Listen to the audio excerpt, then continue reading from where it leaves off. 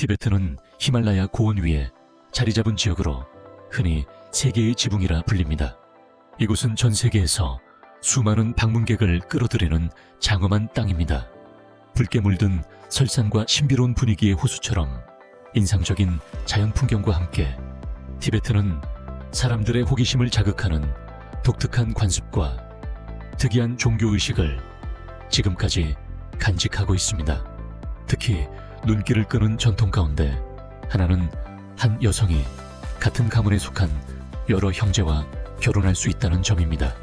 이 관습은 가족과 공동체의 결속을 무엇보다 중요하게 여기는 티베트 사회의 가치를 잘 보여줍니다. 이러한 특별한 이야기들은 티베트인의 일상 속에 자연스럽게 녹아 있습니다. 이제 이 매혹적인 땅에 숨겨진 신비와 비밀을 함께 살펴보겠습니다.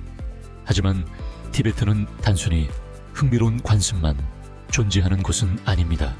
이 지역은 방문객들이 불운을 피하기 위해 반드시 존중해야 할 여러 금기로 가득합니다.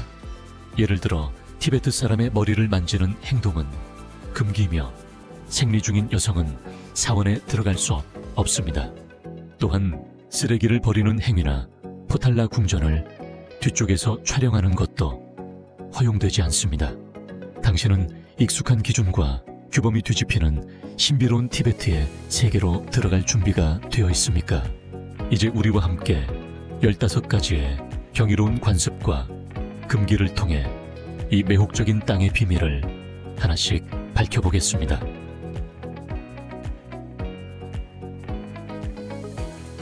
신비롭고도 매혹적인 티베트 사회에서 결혼 전통은 우리가 예상하는 모습과 크게 다릅니다. 이곳의 여성들은 결혼을 위해 순결을 지키기보다 오히려 결혼 전에 최소 20명의 남성과 관계를 맺도록 권장받는 독특한 관습이 있습니다.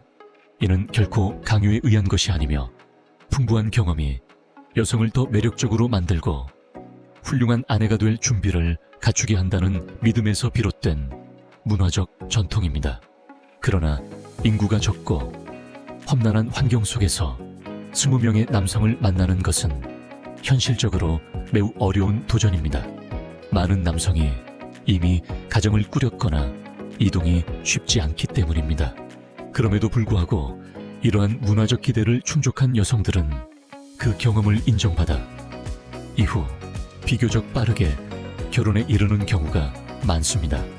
또한 결혼 후 신부는 특별한 건강 지침서를 받게 됩니다.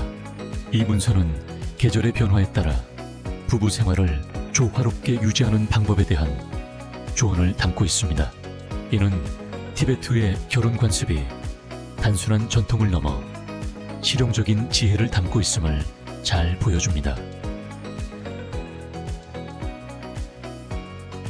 독특하고도 매혹적인 티베트 문화에서 결혼 전통은 세계의 다른 많은 지역과 뚜렷한 차이를 보입니다.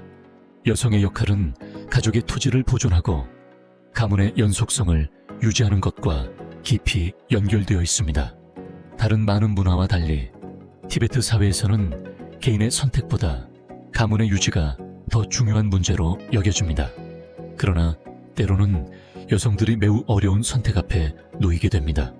관습적으로 자신에게 들어오는 청혼을 받아들이는 것이 미덕으로 여겨졌기 때문입니다. 특히 첫 번째, 청혼을 거절하는 행위는 예의에 어긋나는 것으로 간주되어 공동체의 우려를 낳기도 했습니다. 이러한 이유로 많은 티베트 여성들은 가족과 사회의 조화를 위해 개인적인 희생을 감수하며 결혼을 선택하기도 합니다. 그럼에도 불구하고 티베트 여성들은 강한 회복력과 용기를 지닌 존재로 알려져 있습니다. 그들은 서로에게 도움을 구하며 주어진 상황 속에서도 지혜롭게 삶을 꾸려나갈 계획을 세우기도 합니다. 이러한 노력 덕분에 많은 여성들이 자신의 미래를 스스로 통제하고 행복을 추구할 수 있게 되었습니다. 티베트 여성들은 결코 수동적인 존재가 아닙니다. 그들은 가족을 위해 헌신하며 자유와 평등을 추구해온 인물들입니다. 그들의 결단력은 억압과 통제 속에 놓인 사람들에게 힘과 희망의 상징이 되며 오랜 세월 동안 사람들을 계속해서 매혹시키고 있습니다. 티베트에서는 한 가문에 속한 형제들이 한 명의 아내를 함께 맞이하는 결혼 형태가 존재합니다. 이 전통은 가족의 분열을 막고 귀중한 토지 소유권을 보호하기 위해 시작되었습니다. 이 제도는 다음과 같은 방식으로 운영됩니다. 여성이 가문의 장남과 결혼하면 그의 남동생들 역시 자동으로 남편이 됩니다. 장남은 공식적인 남편으로서 주요 결정을 내리는 역할을 맡습니다. 그가 사망하거나 자리를 비우게 되면 다음 형제가 가족의 책임을 이어받아 공동의 아내를 돌봅니다. 막내 동생에게는 세 가지 선택지가 주어집니다. 승려가 되거나 다른 가문으로 결혼하거나 또는 과부와 결혼하는 것입니다.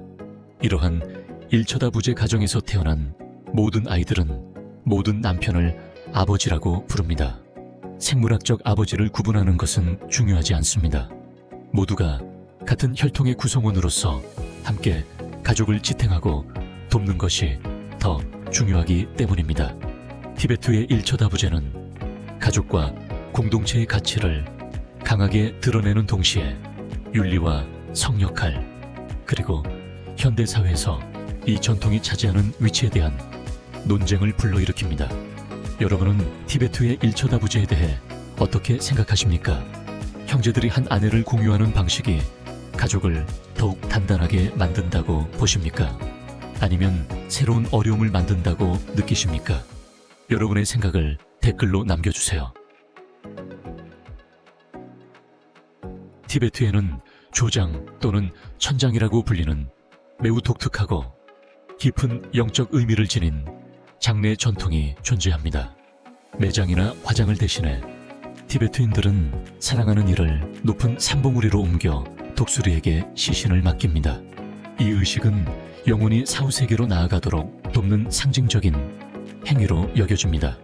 조장은 티베트인들의 영적 신념을 잘 보여줍니다. 그들은 죽음 이후의 육신을 비어있는 그릇으로 생각하며 영혼은 다른 세계로 떠난다고 믿습니다.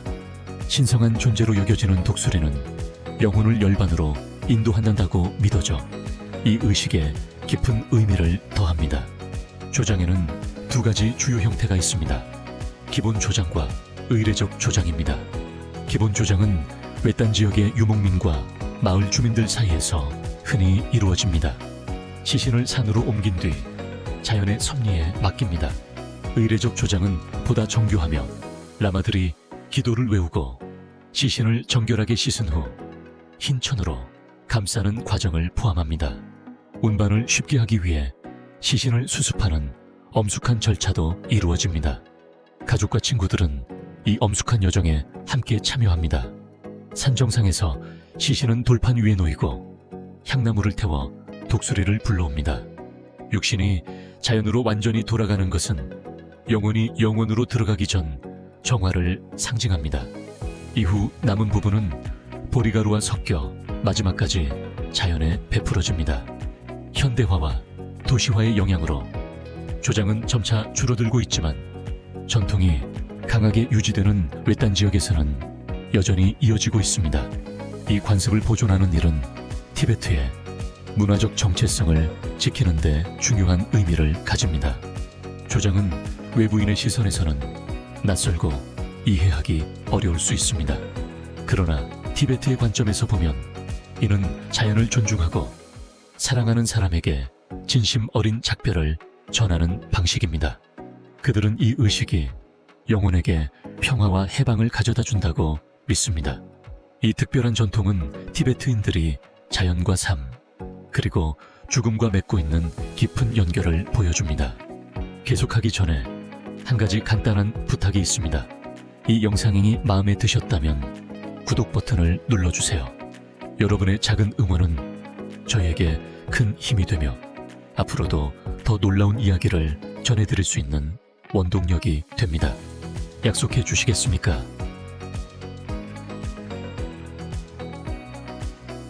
아이의 첫 번째 생일이 되면 마을에서 존경받는 여성이 아기를 얼음처럼 차가운 빙하강으로 데려갑니다. 아이는 아주 짧은 순간 동안 차가운 물을 경험하게 됩니다. 그 후 아기는 즉시 물 밖으로 나와 따뜻하게 보호받고 두꺼운 옷을 입게 됩니다. 현지인들은 아이가 이 짧은 차가운 시험을 거치면 앞으로 건강하고 풍요로운 삶을 살 운명이라고 믿습니다. 티베트인들에게 이것은 신들의 축복을 비는 의식입니다.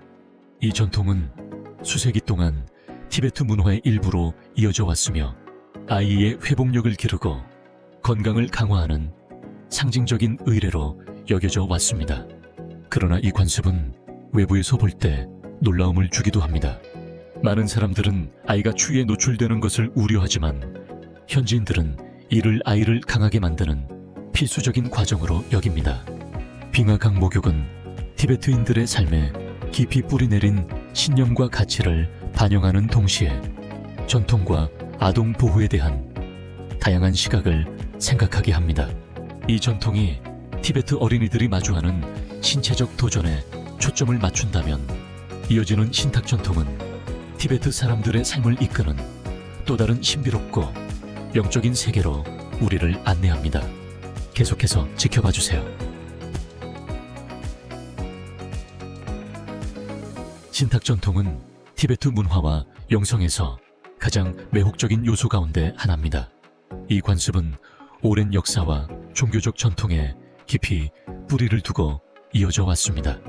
이 전통에서 특정 인물, 주로 승려나 평신도는 신이나 영혼의 뜻을 전달하는 존재로 여겨집니다. 이러한 신탁은 조언을 구하는 사람들에게 길잡이와 보호, 그리고 치유의 역할을 합니다. 수세기에 걸쳐 달라이 라마를 비롯한 티베트의 지도자들은 정치적 판단과 영적 방향을 정하는 데 있어 신탁에 의존해 왔습니다. 티베트에서 가장 잘 알려진 신탁 중 하나는 내충 신탁입니다. 이 신탁은 국가 신탁의 역할을 하며 티베트 영성 체계에서 매우 중요한 위치를 차지하고 있습니다. 이 주제에 대해 더 깊이 알고 싶다면 참고할 만한 자료들도 존재합니다. 이안 에이거, 이 베이커의 저서 달라이 라마의 비밀 사원, 티베트의 탄트라 벽화는 신탁 의식과 관련된 영적 수행을 상세히 설명합니다. 또한 소갤 림포체의 티베트 생사의 서론은 신탁의 역할을 포함해 티베트 불교 전통 전반을 이해하는 데 도움을 줍니다. 티베트 불교에서 오체투지는 매우 깊은 의미를 지닌 수행입니다. 이 수행은 마음과 몸, 그리고 말을 정화하며 신앙심을 표현하는 방법으로 여겨집니다. 오체투제는 전신 오체투제, 반신 오체투제, 그리고 상징적인 동작을 중심으로 한 형태 등 여러 방식이 존재합니다. 가장 널리 행해지는 것은 전신 오체투지입니다. 이는 몸을 완전히 땅에 엎드려 이마와 손, 무릎을 바닥에 대고 다시 일어나는 동작을 반복하는 방식입니다. 많은 독실한 티베트 불교 신자들은 라사나, 카일라스 산과 같은 성지를 향한 순례 중에 이러한 오체투지를 수행합니다. 이 여정은 몇 달에서 길게는 몇 년이 걸리기도 합니다. 순례자들은 몇 걸음마다 몸을 땅에 엎드리며 공덕을 쌓고 업을 정화한다고 믿기 때문입니다. 오체투지는 순례뿐 아니라 일상적인 수행에서도 중요한 위치를 차지합니다. 이 수행은 자아를 내려놓고 겸손을 기르며 마음의 평온을 얻도록 돕습니다. 이마와 손, 무릎을 땅에 대는 각각의 동작은 부처의 가르침에 대한 깊은 헌신을 상징합니다. 순례자들은 종종 오체투지와 함께 성지를 도는 순회를 병행합니다. 절을 하며 성스러운 장소나 물체 주위를 이동하는 이 방식은 영적 효과를 더욱 크게 만들고 수행자를 깨달음의 한 걸음 더 가까이 이끈다고 여겨집니다. 티베트는 환생에 대한 믿음이 일상 속에 깊이 스며든 땅입니다. 티베트인들에게 달라이 라마는 모든 존재를 지켜보는 자비의 보살인 아발로키테슈바라의 살아있는 화신으로 여겨집니다. 환생은 티베트 문화의 핵심적인 요소이며 많은 이야기 속에서 라마나 고승이 다시 태어난 사례가 전해집니다. 라마가 세상을 떠나면 승려들은 그의 환생을 찾는 여정을 시작합니다. 그들은 전생의 기억을 말하거나 불교 교리에 대해 비범한 이해를 보이는 아이를 주의 깊게 살펴봅니다.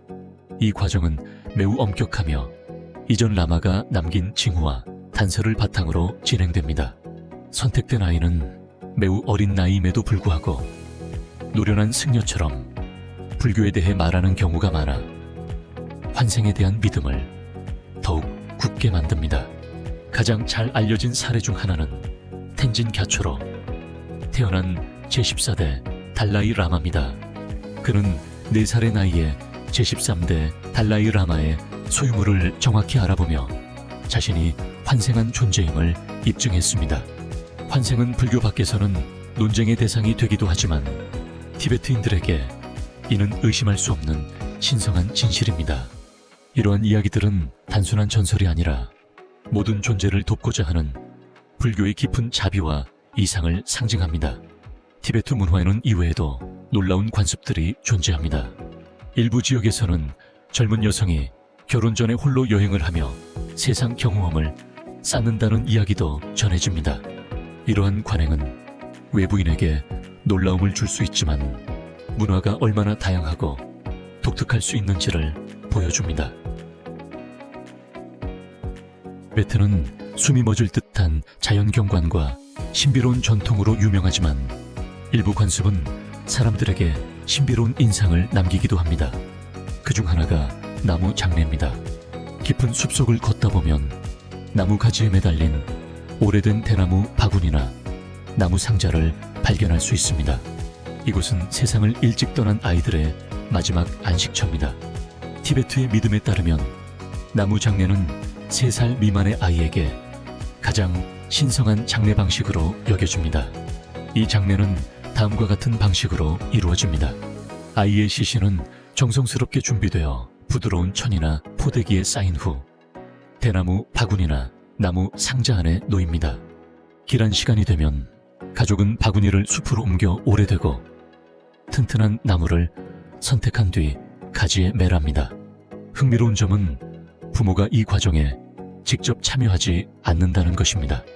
티베트인들은 어린아이의 영혼이 아직 선과 악을 알지 못한 순수한 존재라고 믿습니다. 부모가 거리를 두는 것은 아이의 영혼이 미련 없이 떠나도록 하기 위함이며 다음 생에게서 오는 숲의 큰 나무처럼 강하게 자라기를 바라는 의미를 담고 있습니다. 나무 장례에는 시신을 나무에 매다는 방식이나 나무 틈에 안치하는 방식 등 여러 형태가 있습니다. 이 가운데 나무에 매다는 방법이 가장 오래되고 널리 사용되어 왔습니다. 그러나 이 관습을 둘러싼 논란도 존재합니다.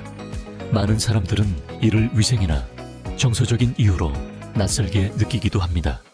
하지만 숲속에 아이를 맡기는 이 모습은 티베트인들이 자연의 순환을 얼마나 깊이 믿고 있는지를 보여줍니다. 티베트의 웅장한 산악지대에는 다른 지역에서는 보기 힘든 독특한 자연현상 현상이 존재합니다. 바로 붉은 눈입니다. 일반적인 흰 눈과 달리 이 눈은 선명한 붉은빛을 띠며 신비롭고 환상적인 풍경을 만들어냅니다. 이러한 색깔은 눈과 얼음 속에서 살아가는 조류와 박테리아 때문에 나타납니다. 주요 원인은 클라미도모나스 니발리스라는 미세한 조류로 티베트 고원의 극한의 추위 속에서도 생존합니다.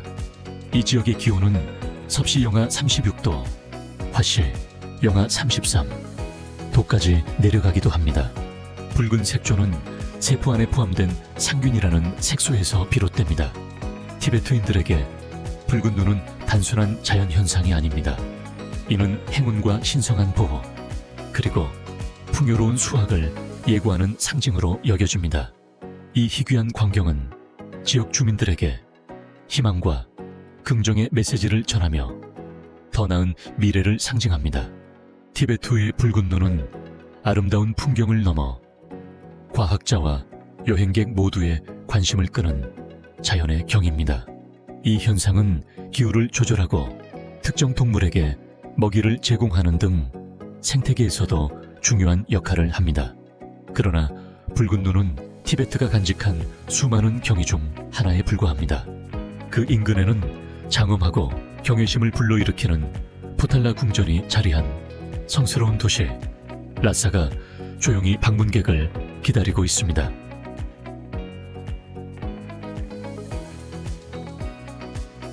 티베트 자치구의 수도 라사는 광활한 티베트 고원 한가운데에서 보석처럼 빛나는 도시입니다. 이곳은 티베트의 정치와 경제의 중심일 뿐 아니라 전 세계에서 순례자와 여행객이 모여드는 중요한 영적 중심지이기도 합니다. 라사를 상징하는 가장 대표적인 랜드마크는 포탈라 궁전입니다. 이 웅장한 궁전은 1300년이 넘는 세월 동안 달라이 라마의 겨울 거처로 사용되었으며 붉은 산 정상 위에 위엄 있게 자리하고 있습니다. 장대한 건축 구조와 방대한 예술 유산을 갖춘 포탈라 궁전은 그 자체로 하나의 경입니다. 이 건물은 백궁과 적궁이라는 두 개의 주요 구역으로 나뉘며 전체에 걸쳐 1000개가 넘는 방이 존재합니다. 내부에는 티베트 불교의 오랜 역사를 보여주는 벽화와 예술품, 무덤, 그리고 예배당이 가득합니다. 포탈라 궁전에 들어서는 순간 방문객들은 마치 시간이 멈춘 세계에 발을 들인 듯한 느낌을 받습니다. 정교하게 그려진 벽화들은 부처의 생애를 이야기하고 거대한 불상과 독특한 티베트 불교 건축 양식은 깊은 경외심을 불러일으킵니다. 그러나 라사의 매력은 포탈라 궁전에만 국한되지 않습니다. 이 지역의 또 다른 영적 중심지인 조캉 사원은 기도와 평온을 찾는 수많은 순례자들을 끌어들입니다. 황금빛 부처상과 고요한 분위기로 가득한 이 사원은 방문하는 모든 이들에게 오래도록 잊히지 않는 인상을 남깁니다. 라사에는 이외에도 세라 수도원, 드레펑 수도원, 간덴 수도원과 같은 중요한 불교 사원들이 자리하고 있습니다. 각각의 사원은 독특한 건축 양식을 지니고 있으며 티베트 문화와 역사에서 중요한 역할을 해왔습니다. 이곳에서 방문객들은 불교 의식을 직접 목격하고 현지인들의 영적인 삶에 가까이 다가가며 조용한 내면의 평화를 경험할 수 있습니다. 영적인 유산뿐 아니라 라사는 장엄한 자연 풍경과 주민들의 소박하고 차분한 삶의 모습을 엿볼 수 있는 기회를 제공합니다. 오래된 거리를 거닐거나 현지 음식을 맛보고 멀리 펼쳐진 설산을 바라보는 순간마다 라사는 깊은 평온과 고요함을 선사합니다. 금지된 왕국이라는 표현은 오랜 세월 동안 외부 세계와 단절된 채 신비에 쌓여있던 고대의 땅, 티베트를 떠올리게 합니다. 험준한 지형과 외딴 위치로 인해 티베트는 수세기 동안 히말라야 산맥 깊숙한 곳에서 외부의 접근을 거의 허용하지 않았습니다. 이러한 자연적 장벽은 많은 여행자들의 발길을 막았고 그 결과 티베트는 독자적인 문화와 깊은 영적 전통을 지켜올 수 있었습니다. 티베트의 문화적이고 역사적인 유산을 상징하는 가장 대표적인 존재는 라사에 위치한 포탈라 궁전입니다.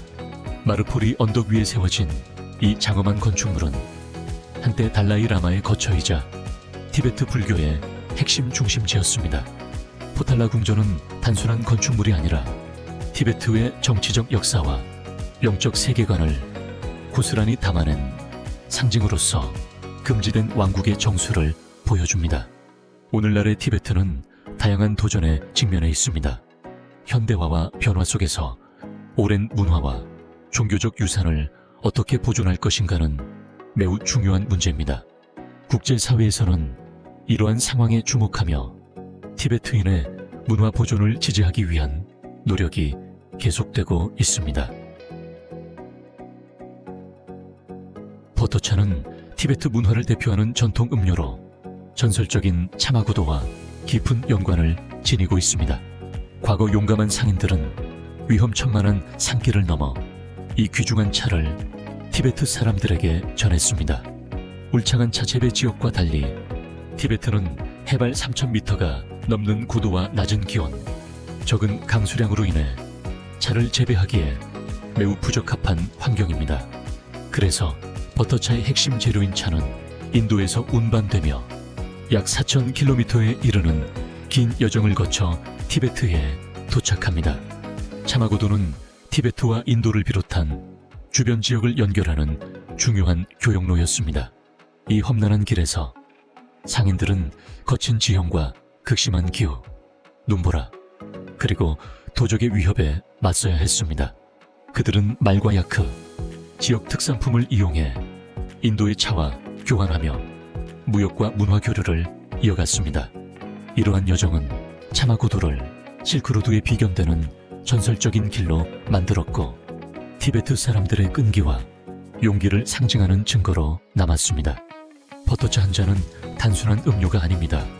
그것은 티베트의 인내와 생존력, 그리고 문화적 자부심을 담고 있습니다. 버터차를 마시는 순간 방문객들은 차마고도의 이야기를 떠올리며 티베트 고원의 독특한 맛과 함께 이 지역의 깊은 문화유산을 느끼게 됩니다. 산은 티베트에서 가장 신성하게 여겨지는 산 가운데 하나로 우주의 중심이자 신들이 거처하는 장소로 숭배됩니다. 티베트의 신앙에 따르면 이 산의 정상은 인간의 발길이 닿아서는 안 되는 영역입니다. 그곳은 오직 신들의 세계로 여겨지며 누구도 오를 수 없다고 믿어집니다. 고대 문헌에는 이 산을 오르려는 자가 좋지 않은 결과를 맞이하게 된다는 경고가 기록되어 있습니다. 그럼에도 불구하고 최근 수십 년 동안 일부 대담한 등반가들은 카일라스 산 정복을 시도해 왔습니다. 그러나 그들은 갑작스러운 기후 변화와 위험한 지형, 그리고 설명하기 어려운 이상 현상에 직면하게 됩니다. 많은 이들이 목숨을 잃거나 정상에 가까이 다가서지 못한 채 되돌아와야 했습니다. 특히 사람들을 놀라게 만드는 이야기 가운데 하나는 일부 등반가들이 하룻밤 사이 급격히 노화되었다는 전설입니다. 그들의 머리카락은 휘어졌고 손톱은 비정상적으로 자랐으며 몸은 급격히 쇠약해졌다고 전해집니다. 마치 몇 년의 시간이 단숨에 지나간 것처럼 말입니다. 과학은 이러한 현상을 현상상을 명확히 설명하지 못하지만 현지인들은 카일라스 산이 시간과 현실을 조종하는 신비한 힘으로 보호받고 있다고 믿습니다. 이 산에 접근한 많은 사람들은 강렬하고 신비로운 에너지를 느꼈다고 말합니다. 현대 과학은 이러한 영적 체험을 완전히 증명하지 못하지만 카일라스 산의 신비는 여전히 전 세계 사람들을 사로잡고 있습니다. 그렇다면 티베트인의 삶과 깊이 연결되어 있으며 일상 속에서 힘과 회복력을 상징하는 또 다른 존재에 대해 이야기해볼까요? 계속 지켜봐 주세요. 하늘을 찌르던 솟은 설산 아래 펼쳐진 티베트 고원에서는 장엄한 야크들이 평화롭게 풀을 뜯는 모습을 볼 수 있습니다. 야크는 단순한 가축이 아니라 티베트 사람들에게 자부심의 상징이자 삶에 없어서는 안 될 존재입니다. 야크는 거대한 체구를 지닌 동물로 키는 약 1.8m에 이르고 몸무게는 거의 900kg에 달합니다. 두꺼운 털과 튼튼한 발굽 덕분에 이들은 혹독한 추위와 험준한 지형에서도 살아남을 수 있는 고원의 거인입니다. 야크는 놀라운 힘으로 사람들의 생활을 돕습니다. 위험한 산길을 따라 물자를 운반하며 티베트의 경제를 지탱하는 역할을 합니다. 그러나 그들의 가치는 여기서 끝나지 않습니다. 야크의 고기는 영양이 풍부하고 우유는 버터차와 요구르트, 다양한 전통 음식을 만드는 데 사용됩니다. 따뜻하고 부드러운 털은 옷감과 카펫, 텐트를 만드는 데 적합하며 뼈와 뿔은 도구나 장신구로 활용되어 티베트인들의 지혜와 창의성을 보여줍니다. 야크는 또한 티베트 사람들의 정신세계에서도 중요한 의미를 지닙니다. 이 동물은 힘든 환경 속에서도 버텨내는 힘과 인내, 그리고 회복력을 상징합니다. 티베트의 축제와 의식, 예술작품 곳곳에서 야크의 모습을 발견할 수 있으며 이는 이 장엄한 동물에 대한 깊은 존경과 감사의 표현입니다. 숨이 멎을 듯한 자연미와 더불어 지구 환경에서 매우 중요한 역할을 하는 지역으로 알려져 있습니다. 이 독특한 고원지대는 전 세계 인구의 거의 절반에게 담수를 공급하는 핵심 원천입니다. 흔히 지구의 제3극이라 불리는 티베트는 북극과 남극 다음으로 가장 방대한 담수 자원을 보유하고 있습니다. 이 물은 수십억 명의 생명을 지탱하는 기반이 됩니다. 티베트에서 시작된 물줄기는 브라마푸트라강, 겐지스강, 인더스강, 메콩강, 살윈강, 양쯔강과 같은 아시아의 주요 강들을 이루고 있습니다. 이 강들은 여러 국가를 가로질러 흐르며 20억 명이 넘는 사람들, 즉 전 세계 인구의 약 47%에게 농업과 산업, 그리고 일상생활에 필요한 담수를 제공합니다. 남초 호수와 얌두록 호수, 라싸강은 티베트에서 가장 잘 알려진 담수원 가운데 일부입니다. 이 수역들은 지역사회에 물을 공급할 뿐 아니라 티베트와 더 넓은 아시아 지역의 기후를 조절하는 데에도 중요한 역할을 합니다. 이러한 이유로 티베트는 종종 아시아의 급수탑이라고 불립니다. 티베트의 물 자원을 보호하는 일은 미래를 위해 반드시 필요합니다. 물을 깨끗하게 지키고 책임감 있게 사용하는 것은 특정 지역만의 문제가 아니라 전 세계가 함께 해결해야 할 과제입니다. 이 소중한 자원을 보존함으로써 우리는 다음 세대 역시 이 물을 사용할 수 있도록 보장할 수 있습니다. 티베트는 거친 자연의 아름다움과 신비로운 분위기, 그리고 깊은 문화를 통해 많은 이들을 사로잡습니다. 그 중에서도 특히 사람들의 붉은 피부와 특별한 신체 능력은 오래전부터 많은 관심을 받아왔습니다. 일부에서는 티베트인이 아메리카 원주민과 관련이 있다고 오해하기도 하지만 이는 사실이 아닙니다. 티베트인의 붉은 피부는 고지대의 혹독한 환경에 적응한 결과입니다. 해발 3,000m가 넘는 지역에서는 자외선이 매우 강하기 때문에 피부를 보호하기 위해 멜라닌 생성이 증가하면서 평균보다 어두운 피부색을 띠게 됩니다. 독특한 피부색뿐 아니라 티베트인들은 종종 초능력처럼 보일 정도로 놀라운 신체 능력을 지니고 있습니다. 평균 해발 4,000m 이상의 고도에서 생활하면서도 정상적인 활동을 유지하는 능력이 그 대표적인 예입니다. 그들의 몸은 저산소 환경에서도 산소를 효율적으로 활용하도록 진화해왔습니다. 과학 연구에 따르면 티베트인들은 멸종된 고대 인류 집단인 데니소바인으로부터 물려받은 특별한 유전자를 지니고 있습니다. 이 유전자들은 질병에 대한 저항력과 극한 환경에 적응하는 능력, 그리고 강한 체력을 가능하게 합니다. 그중 핵심적인 유전자 가운데 하나는 혈액 속 산소, 순환을 향상시키는 역할을 합니다. 이 덕분에 티베트인들은 다른 사람들이 쉽게 숨이 가빠지는 높은 고도에서도 비교적 안정적으로 신체 활동을 할 수 있습니다. 세계의 지붕이라 불리는 티베트는 오랫동안 전 세계 여행자들의 호기심과 상상력을 자극해왔습니다. 하지만 이 외딴 지역을 방문하는 일은 결코 간단하지 않습니다. 과거 티베트는 외부인에게 완전히 닫힌 땅이었으며 1980년이 되어서야 비로소 관광객에게 문을 열었습니다. 오늘날에도 티베트 여행에는 엄격한 규제가 적용됩니다. 관광객은 반드시 허가된 가이드 투어를 통해서만 이동할 수 있으며 자유로운 개별 여행은 허용되지 않습니다. 티베트는 지역 지도자들이 보호하고자 하는 풍부한 문화적, 영적 유산과 오랜 역사의 보고입니다. 불교 전통과 깊이 연결된 이 땅에는 외부인의 출입이 금지된 신성한 장소와 오랜 관습이 존재합니다. 티베트를 여행할 때는 규칙을 철저히 따르고 가이드의 지시에 귀 기울이는 것이 매우 중요합니다. 제한구역에 무단으로 들어갈 경우 심각한 문제를 초래할 수 있습니다.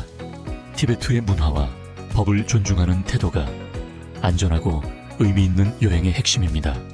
하지만 티베트가 지닌 수많은 경위 가운데 여행자들의 상상력을 가장 강하게 사로잡는 존재가 있습니다.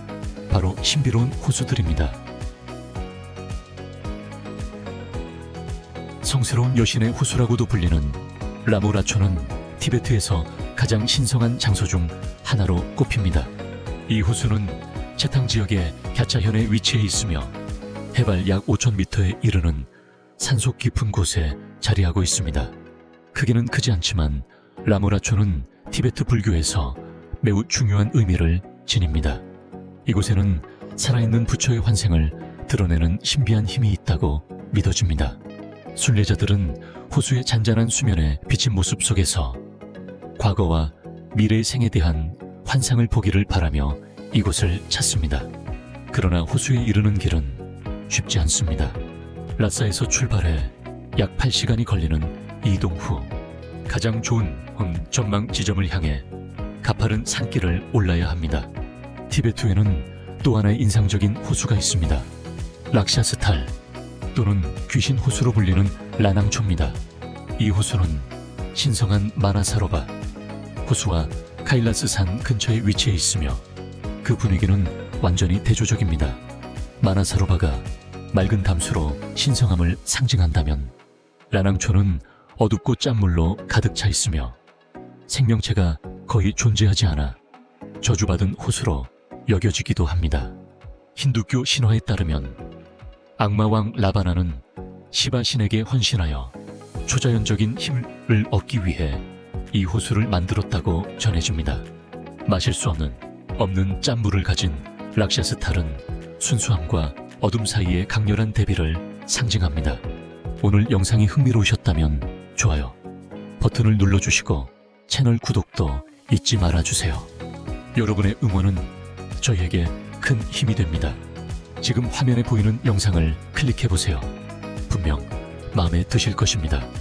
다음 영상에서 다뤘으면 하는 나라가 있다면 댓글로 남겨주세요. 시청해주셔서 진심으로 감사드리며 다음 영상에서 다시 뵙겠습니다.